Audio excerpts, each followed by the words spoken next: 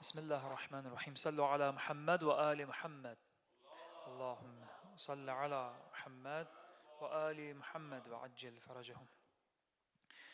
Inshallah, we'll begin our program with the recitation of the Holy Quran. I would like to invite Syed Zain to the podium for recitation of some verses of Quran with a loud salawat ala Muhammad wa ali Muhammad.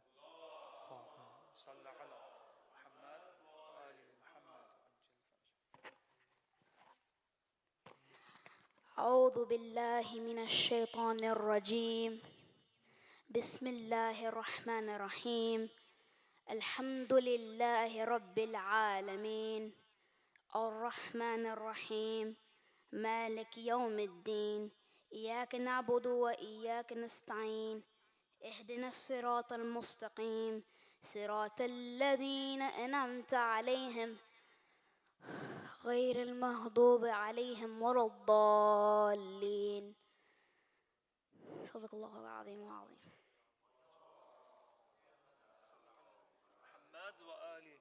Muhammad wa Ajil Fajr. MashaAllah, very nice recitation. So I would like to invite Brother Bagher to recite some poetry with a loud salawat ala Muhammad wa ali Muhammad. Allah. بار دیگر صلوات.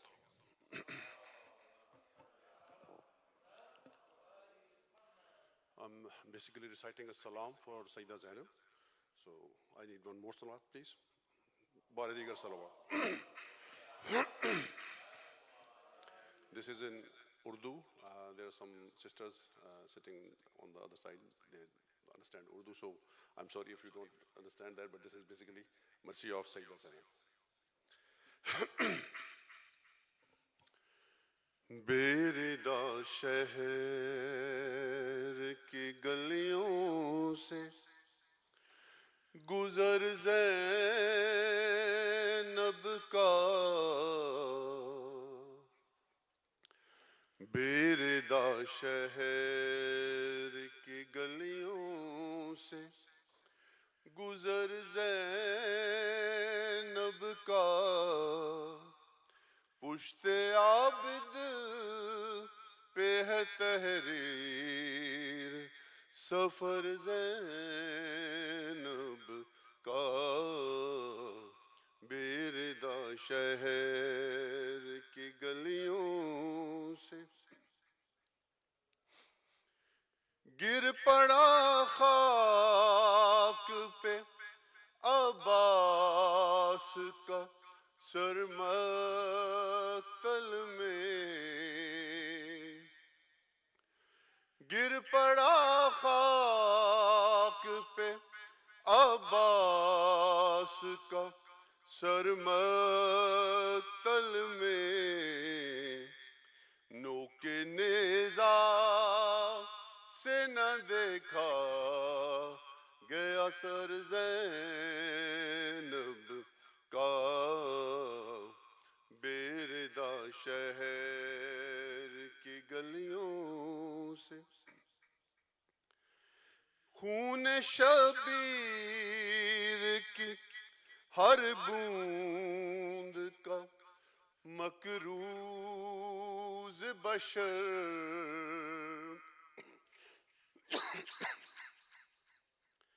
خون شبیر کی ہر بوند کا مکروز بشر خون شبیر ہے مکروز مگر زینب کا بیردہ شہر کی گلیوں سے یہ الگ بات کہ محفوظ رہا دین رسول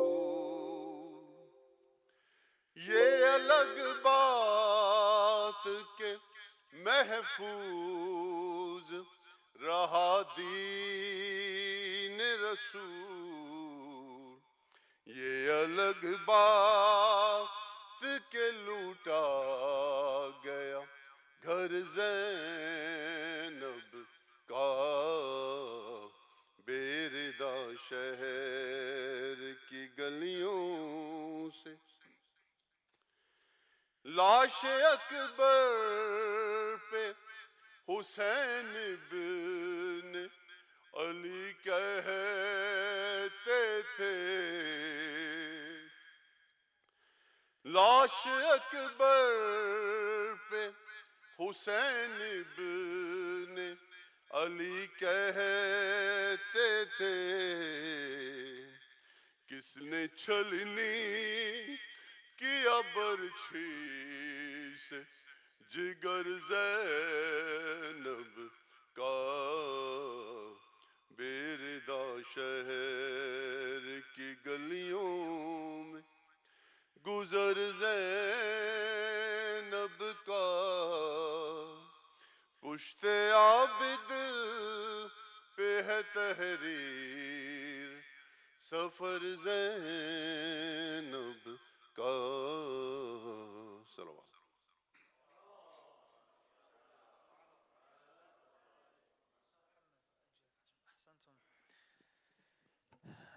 Thank you, brother, for that beautiful and insightful recitation.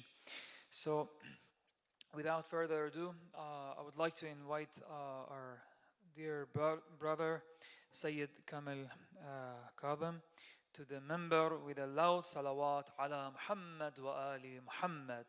Allahumma salli ala Muhammad.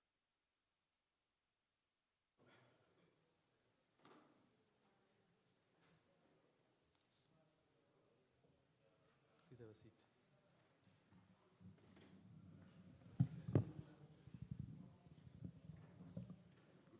Very good.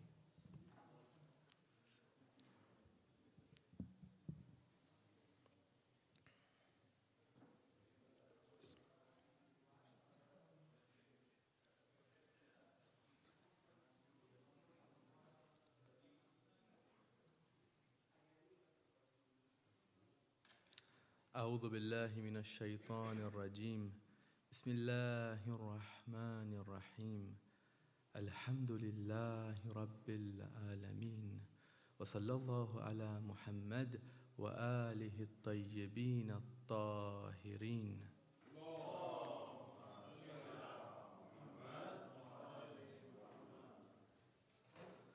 First and foremost, dear brothers and sisters, please recite a loud salawat for the coming to end of the atrocities that the Muslim Ummah is facing. Allah.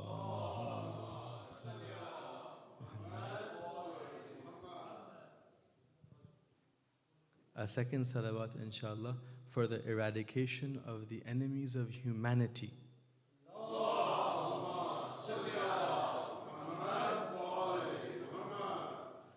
And a third salawat for the reappearance of the ultimate solution.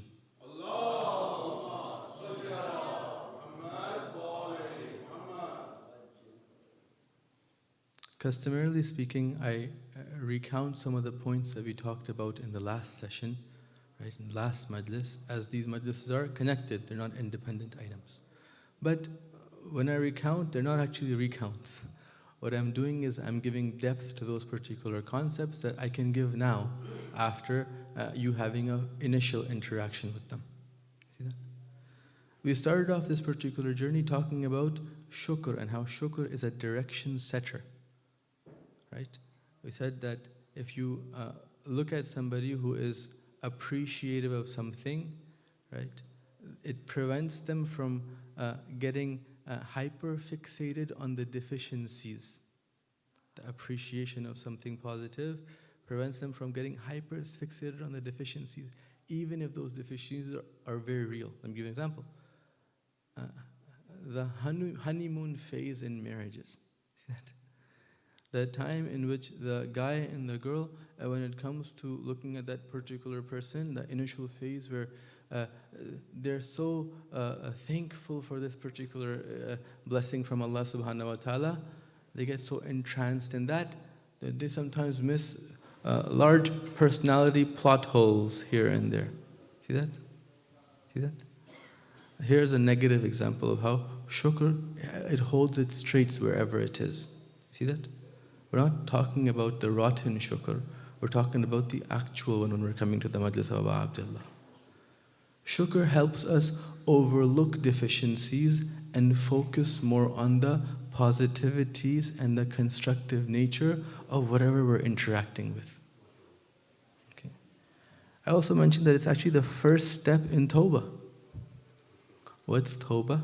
Tawbah is letting go of something that's bad and going towards something that's good. It's a very fitri thing.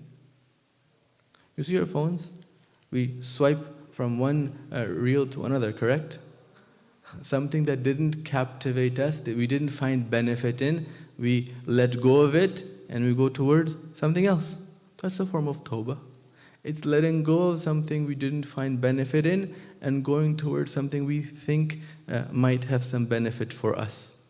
It's a rotten form of tawbah, but tawbah doesn't lose its effect wherever it is. You see, a house fire and the fire on your stove both have heat, correct? One is a thing you want to avoid, and the other is a thing you can't live without. You see that? I'm trying to show you the real effects of certain things. I talked about now shukr and tawbah. Salawat, please.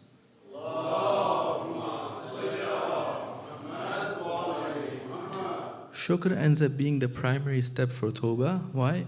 Because when do you do tawbah? When you realize that right now isn't cutting it. If this particular lecture was something that you're getting extremely bored of, you're saying, when is it going to end? And you might want to do tawbah from this and run away. You see that? The reality of tawbah is a fitri thing. It exists in you. You can't live without it. Somebody doesn't do it. You go to somebody and say, what are you doing, brother?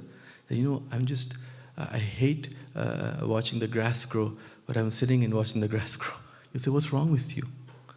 Innately speaking, individuals, humans, fitratan, have been made to do tawbah. Let go of things they don't see benefit in and go towards things that they see benefit in. You see that?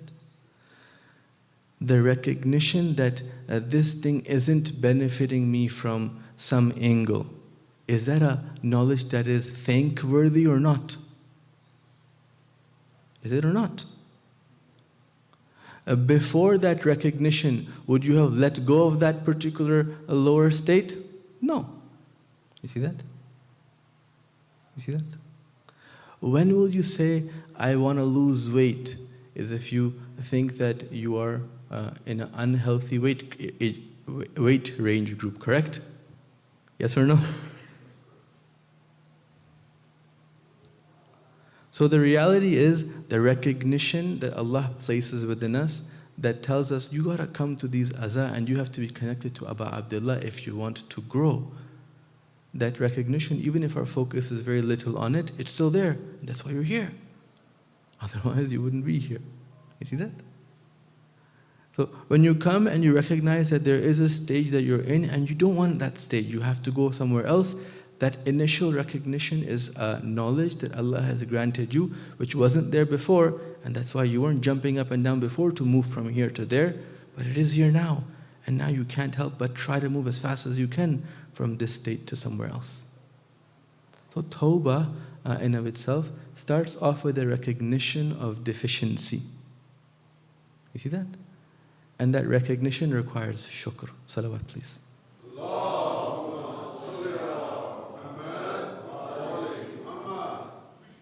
Another aspect we talked about was that this aza of Aba Abdullah was not something that concluded a hardship.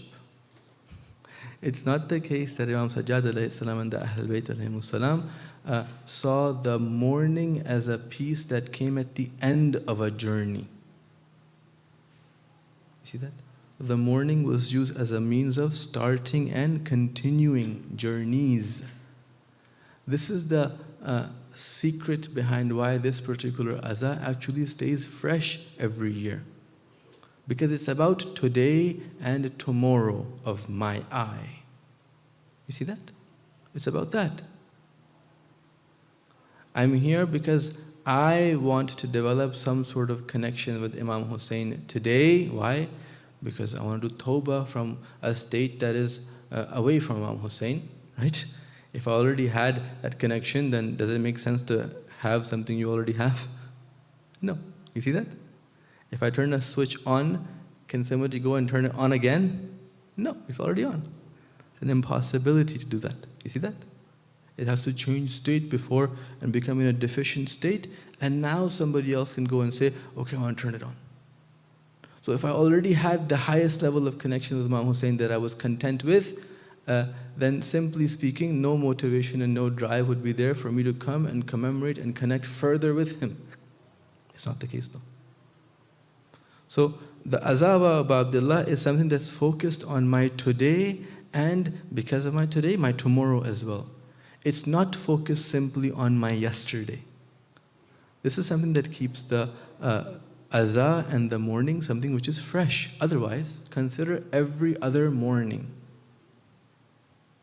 When you lose something, someone's father passes away, mother passes away, a relationship ends, you go bankrupt, whatever the case may be. Consider a loss in the past, correct? As time progresses, if the relationship you have with that particular loss stays in the past, then your sorrow regarding that past issue becomes lower, correct? What causes trauma and traumatic experiences to continue is when that person constantly lives that negativity in their mind. You see that? They keep it fresh for them, their relationship with them there. And it impacts them in their now and their tomorrow too. Imagine, for example, somebody got into a car accident in the past, okay? And they looked at it as an event that only happened in the past. 5 years later, would they remember that car accident? Their insurance company might, but they won't. You see that? But if somebody got occupied in that, okay, and relived that car accident here, then it'll impact their today, and when it comes to tomorrow too, getting to drive, it'll impact them there as well. See that? Where do I pick a house? I pick a house close to my work so I don't have to take the highway because I don't like going into cars because I got into a traffic accident on the highway somewhere, let's say. You see that? It really impacts you only when it's something that's connected to your now and your future. I'm telling you realities of certain things, wherever they may be. We talked about shukr, talked about tawbah, and now we talked about mourning. That which keeps the azah of Aba Abdullah something fresh for me and you is if it's connected to my now and if it's connected to my tomorrow. What happens if you disconnect it from your now and tomorrow? Then it slowly starts to lose freshness for you. You see that? Salawat, please.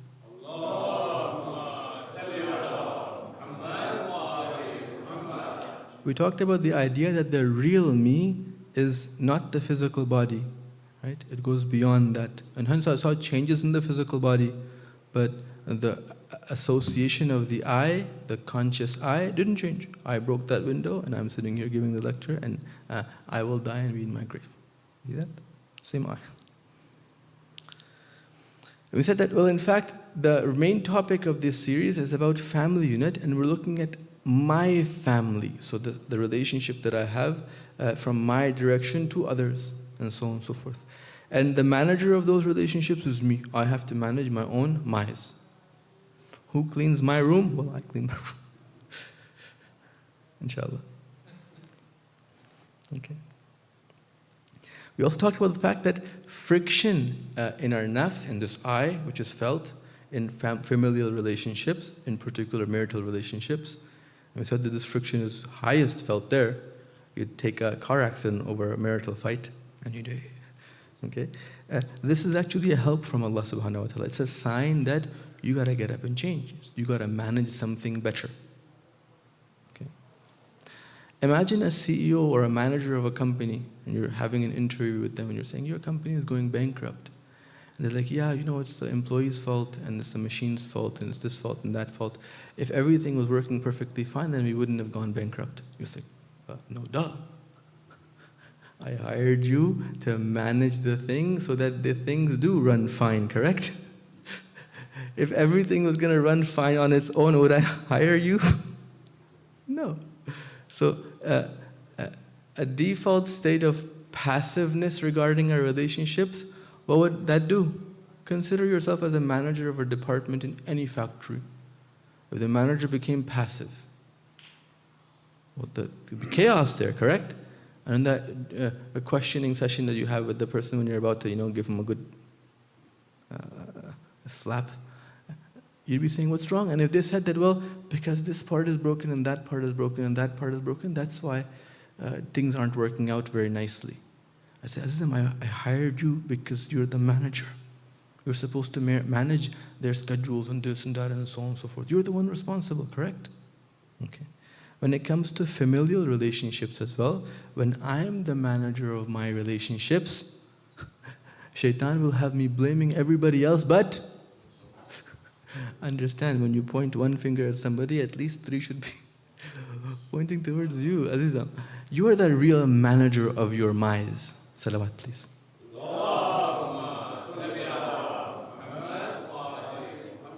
We further went ahead and talked about the added stench. We talked about the pool that was really filthy. Remember that?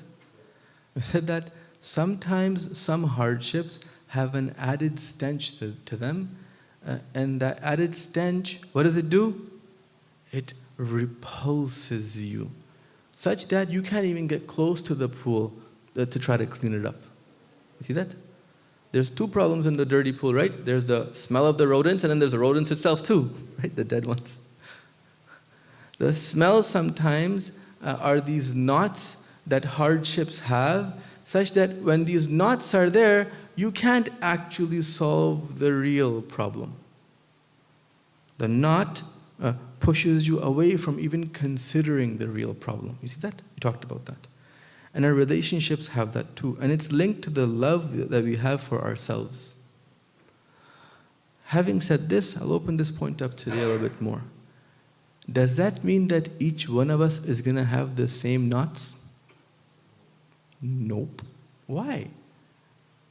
Because that which repulses you is different than that which repulses me. I'll tell you about a very famous story for me and my friend, my Arab friend. Arabs love something called kalapaja. There's a goat head that's there, and the eyes are looking at you, and the tongue is there as well, and it's cooked in a very nice way. Me, as somebody who grew up in a Pakistani household, can't stand that. You see that? I visited my friend, and if you visited an Arab friend and they wanted to show a lot of respect to you, this was a dish that would come and you'd have your own head in front of you with a hammer and something else perhaps. You see that? Very, very real. So I visited the household, and the display of respect that they had, they placed 2 heads in front of me. So they're trying to show a lot of respect. You see that? Okay. But for me, the moment the head came down, I had to get up. You see that? Okay. So the thing which is a knot, which doesn't even let me approach that table so I can see good food there and consume from it and so on and so forth, is that perception I have of that particular thing. You see that? Is that the same between me and my Arab friend? No, he loved that. He was like, this is the best table to sit at. This is the table. You see that? Salawat, please.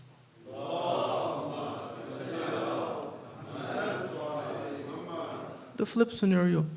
He comes to my house and I give him the nice, spiciest biryani I could think of. And this guy's like, these guys are loopy. Even in their yogurt, they put spice. The raita. Yeah? He eats the biryani and he's like, he's like, oh, it's too hot, I gotta get the yogurt. And he picks up the yogurt and he tries to eat it, and it's raita and that's spicy too. He's like, what's wrong with this? It's a double trap. Okay? The reality of the situation is these knots are person specific. What does that tell you?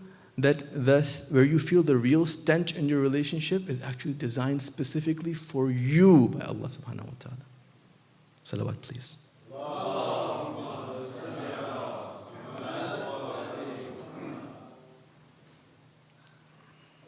And we talked about various areas and phases that the stench could come from, hardships that we face in various stages. We looked at Imam Sajjad alayhi salam developing the ultimate family, the ummah itself. Right? We analyzed that Imam Sajjad had difficulties in a lot of phases after Karbala.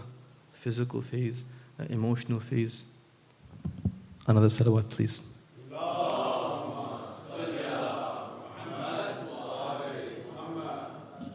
One of the deficiencies I have is that I'm not a screamer. It's a deficiency here, a very good thing at home. Salawat, please.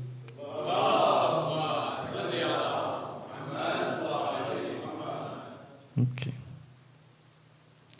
So Imam Sajjad al-Islam, we saw that in certain levels and so on and so forth, he had lots and lots of difficulties, yet he still took the family unit of the ummah from a position where, according to the hadith, only 3 individuals remained on this idea that the true path and the true governance lies with the household of Imam Ali. Everybody else had kind of submitted to the idea that Banu Umayyah is now the owner, the king. You see that? Can't change that, it's too difficult. Even Imam Hussein couldn't change that. See that? Na'udhu billah, exactly. Everybody except for 3 individuals remained on the idea that no, there is an Imam and there is an understanding that we have to go forward, and Banu Umayyah are usurpers, like many before them. You see that? Okay. Imam Sajjad took the Ummah from that particular time, did not let the difficulties of those particular hardships occupy him, and focused on developing the Ummah to the stage where now in Baqir's time there's 4,000 students willing to interact and learn from the Imam. I told you guys, it started off at an area where people weren't scared to say salam to Imam Sajjad because the government had their eyes on him. You see that? Medina. And he took the Ummah from that phase to a very, very nice phase where 4,000 people were willing to come and sit and say, we want to learn from his son. So he took the difficulties and hardships and progressed the Ummah in such a way that they were able to grow towards a better position, have real tawbah. See that? So if he's our role model, then we can be sure that the difficulties that I have in my marital life, right, it's not meant to bog me down and destroy me. He had the difficulties at the level of an Imam, and I have the difficulties at the level of this Khalifatullah. All humans are created as the Khalifatullah. You see that?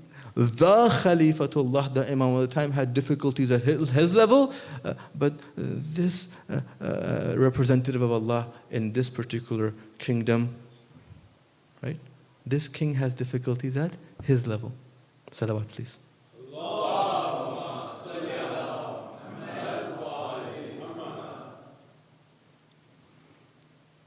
That was a good recap of what we talked about last. And if you notice, it wasn't just a recap. It allowed, because it's a second data point for you, it allows for growth for you, whether you understood yesterday or didn't.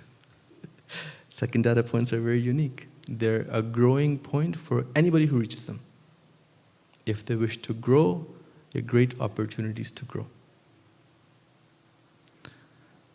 Today's point is talking about the idea of intensities. You see that?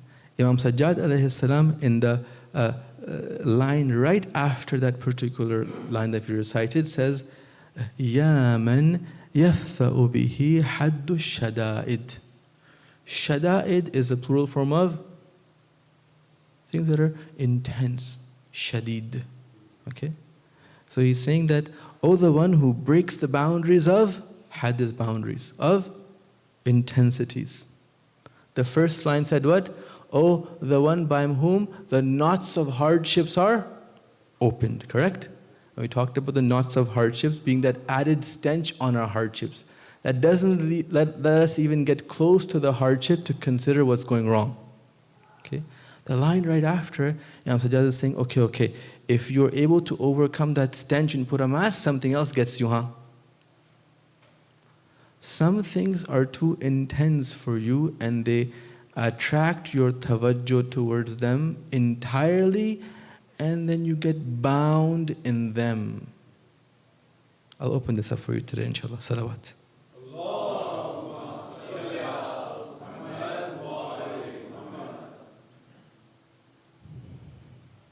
Imagine you're walking in a maze, okay, and you're bound by gravity to the earth.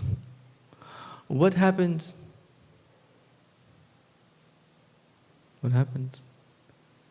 You get Oh, you can't possibly have done that bird's eye view of that maze, correct? Yes? That maze ensnares you. You get kind of stuck in it. You're going to have to solve it live now. If you were to go up for a moment, right? If I gave you two options, start and end the maze while in the maze or above it. Most I would say above it. You want it on a piece of paper, don't put us there. Right? What happens when this eye gets ensnared by hudud, by boundaries? Okay? Well, this eye isn't able to have a higher understanding of what's going on here. Okay? Let me give you some tangible examples, please. Salawat.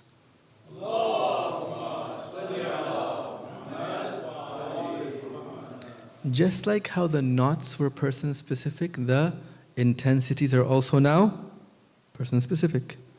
How heavy is this glass of water? Well, it depends on who I put it on.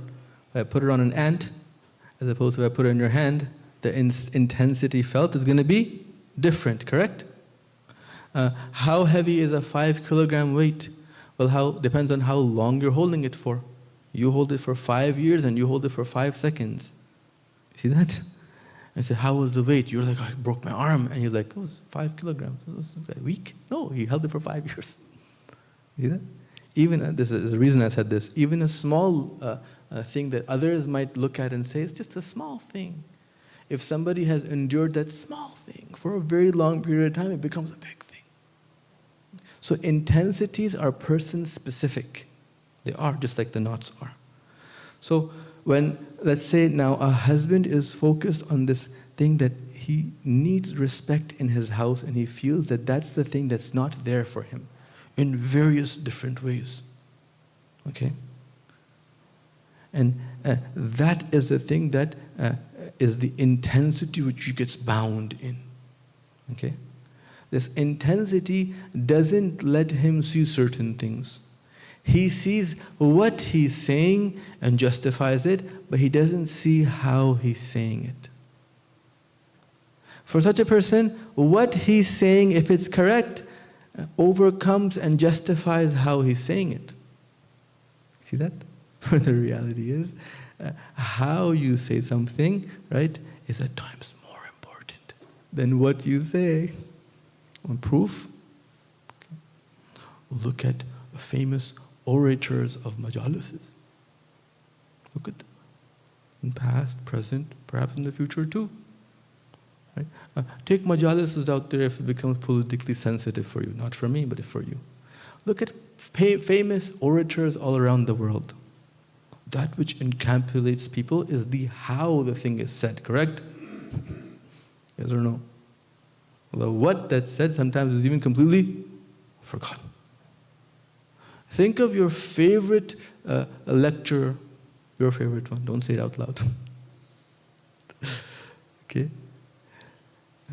You will remember the how, but you might, if I tell you a list of give me all the whats that he said, you'll have a difficult time there.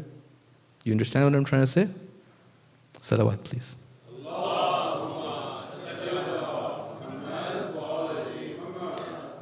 What the intensities do is they cage the nafs within them, such that a nafs isn't able to appreciate and understand that in communication, the how is at least as valuable as the what. You see that? And then this husband who wants respect, is respect a good thing to want and have in the household? Yes. But he goes about doing it in a way which demands disrespect from others. You see that?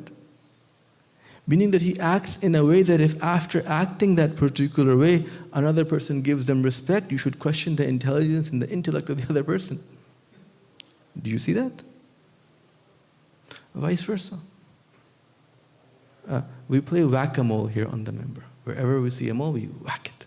Sometimes it's on the brother's side, other times on the sister's side. Salawat, please.